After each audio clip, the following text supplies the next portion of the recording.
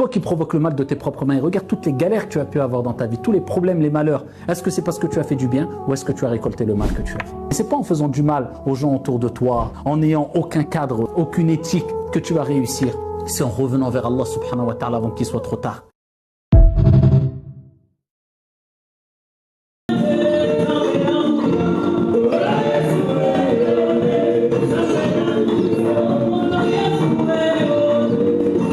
Quand Dieu te prive, en fait, il te donne.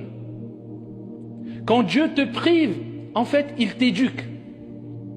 Quand Dieu te prive, en fait, il veut que tu te réveilles. Et on le voit à travers, à titre d'exemple, le mois du Ramadan. Allah subhanahu wa ta'ala nous prive de boire et de manger.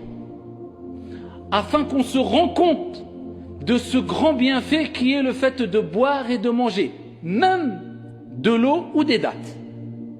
Mais si on n'est pas privé, eh bien on banalise les bienfaits trop facilement et trop longuement et de manière ingrate.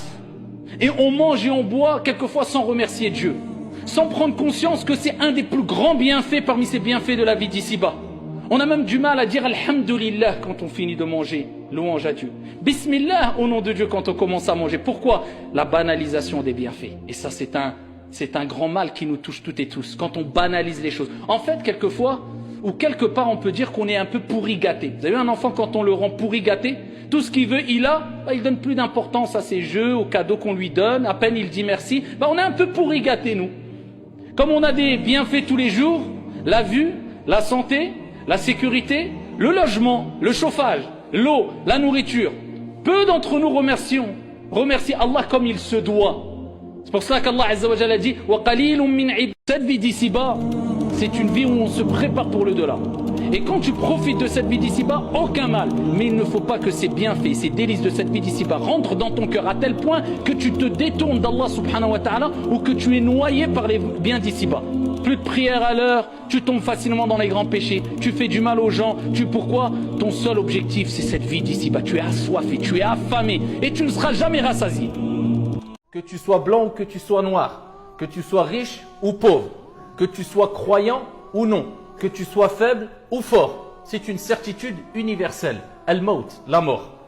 Si toi tu l'oublies, elle ne t'oubliera pas. Cela ne veut pas dire que Dieu nous a créés pour mourir et ne penser qu'à la mort. Dieu t'a créé pour vivre, mais aussi pour préparer ta mort. Et c'est deux choses différentes. Allah nous dit وَلَا تَنْسَ نَصِيبَكَ مِنَ الدُّنْيَا. N'oublie pas ta part d'ici-bas. Mais ça ne veut pas dire oublier l'au-delà. Et Allah l'a appelé la certitude car c'est une certitude que Dieu trouvera en face de toi